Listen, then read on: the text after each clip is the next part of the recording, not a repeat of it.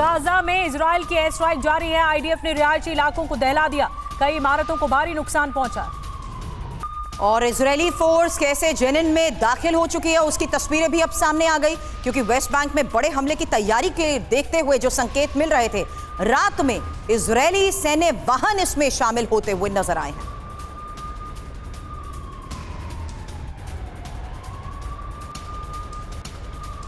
एक और बड़ी खबर, वेस्ट बैंक के जेनिन में इजरायली सेना की छापेमारी जारी। रेफ्यूजी कैंप के पास इमारतों पर स्नाइपर्स तैनात कर दिए गए हैं। जेनिन को सड़कों को उखाड़ रहे इजरायली बुलडोजर।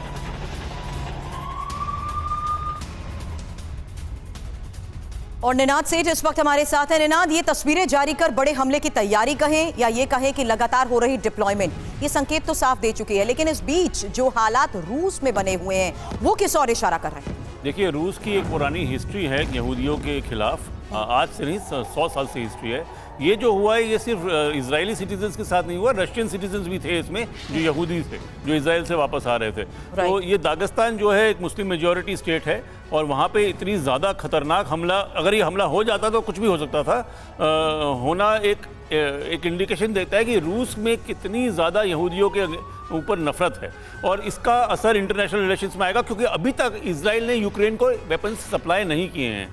आप ये समझिए कि इजराइल के पास अभी तो खैर वेपन्स कितने होंगे सप्लाई करने लायक मुझे नहीं पता, बिकॉज वॉर चल रहा है, पर अगर इजराइल भी एंटर कर जाता है और यूक्रेन को सप्लाई करता है तो रशिया की मुसीबतें बढ़ सकती हैं। मुझको लगता है कि ये गलती हुई है एक रशियन लॉ एंड ऑर्डर की, जिसके लिए उनको एम्बेसडर को जवाब देना पड़ेगा। रशिया को इसका काफ़ी ज़्यादा खामियाजा मेरे को लगता है आने वाले टाइम में भरना पड़ेगा। बड़ी बात आप कह रहे हैं। और एक और बड़ी खबर बता दें दर्शकों को, इजराइल पर लेबनान का फिर से हमला। देखिए, हिजबुल्लाह लगातार अटैक कर रहा है और लेबनान बहुत सक्रिय है। इजराइल के 3 शहरों पर 19 मिसाइल से हमला किया गया है। दक्षिण लेबनान से दागी गई मिसाइल, साफेद, किरियात शामोना और नहारिया में दागी है मिसाइलें। और सीरिया इजराइल सीमा पर तनाव को लेकर भी खबर आई, जहां आईडीएफ ने कई हमलों को नाकाम कर दिया है। हालांकि सीरियाई सीमा से कई रॉकेट दागने का भी आईडीएफ दावा कर रहा है।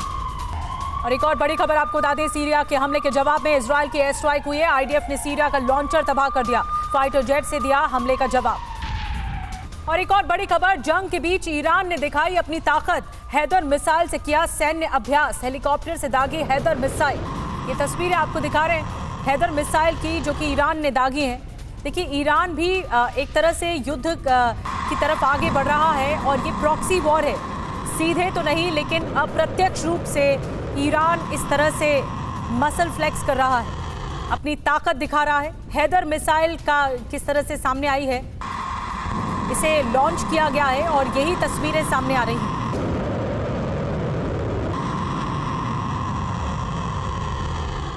तो क्या अमेरिका को ईरान की ये खुली चेतावनी है? इंफॉर्मेशन वॉल का रुख करते हुए इस आशंका को देखते हुए क्या बड़ी खबरें सामने आई हैं, जरा उस पर नजर डालिए, क्योंकि इजराइल हमास जंग में नए मोर्चे की आशंका ये मानी जा रही है। और इंपॉर्टेंट ये भी है कि किस तरीके से ईरानी विदेश मंत्री हुसैन अमीर ने अमेरिका को अब धमकी तक दे दी है।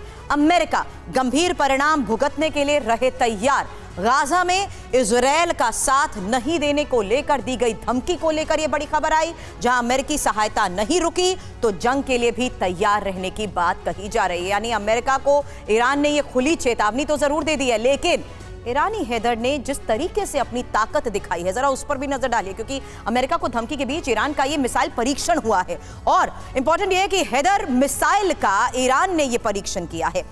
हेलीकॉप्टर से फायर कर सफल परीक्षण को लेकर दावे किए जा रहे हैं। 30 किलोमीटर की दूरी के लक्ष्य पर सटीक निशाना लगाने में सक्षम है और हैदर हवा से जमीन पर मार करने में सक्षम है। 20 किलोग्राम हथियार ले जाने की इसकी क्षमता है। अब ईरानी हैदर ने जिस तरीके से अपनी ताकत का प्रदर्शन किया है और जिस तरीके से ये चेतावनी दी जा रही है, क्विक रिएक्शन राठौड़ सर, मैं इस पर आपसे चाहूंगी, क्योंकि ये बातें, ये शक्ति प्रदर्शन क्या संकेत दे रहा है? देखिए सुरभि, 2 चीजें समझने वाली हैं। ईरान खुद चाहता है कि अमेरिका उसके ऊपर अटैक करे, इसके बहुत अच्छे परिणाम होंगे ईरान के हक में। मुस्लिम वर्ल्ड में इसका शेयर बढ़ जाएगा और ये एक तरीके से पूरे मुस्लिम वर्ल्ड का एक लीडर बन के सामने आएगा। दूसरी चीज़, ये हैदर मिसाइल का डिमॉन्स्ट्रेशन है, ये surface air to surface missile है। इसका लेबनान में या हमस के किसी उपयोग में नहीं आई, क्योंकि उनके पास हेलीकॉप्टर होना चाहिए फायर करने। हाँ, सीरिया और लेबनान इसका इस्तेमाल कर सकते हैं। लेकिन यहाँ पर जो चीज़ आ रही है वो प्रोवोकेशन ईरान की तरफ से किया जा रहा है, जुबानी जंग में हो रहा है और उनके अमेरिकन जो बेसेस उन पे अटैक करके हो रहा है। ईरान प्रोवोकेट कर रहा है कि आप मुझे अटैक करें ताकि मैं इसका जवाब दूं।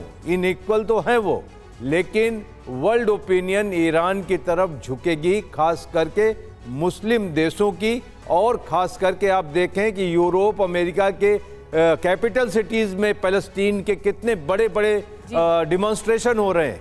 वहाँ की भी जितनी एक्सपैट्रिएट्स हैं और जो जनता है उनका झुकाव ईरान की तरफ, तो उसको एक बहुत बड़ा जनमत मिलने वाला है। बड़ी बात आपने कही कि ईरान प्रोवोक कर रहा है अमेरिका को, तो अमेरिका भी चुप नहीं बैठेगा, अपनी तैयारियां तो उसने भी जारी रखी हैं।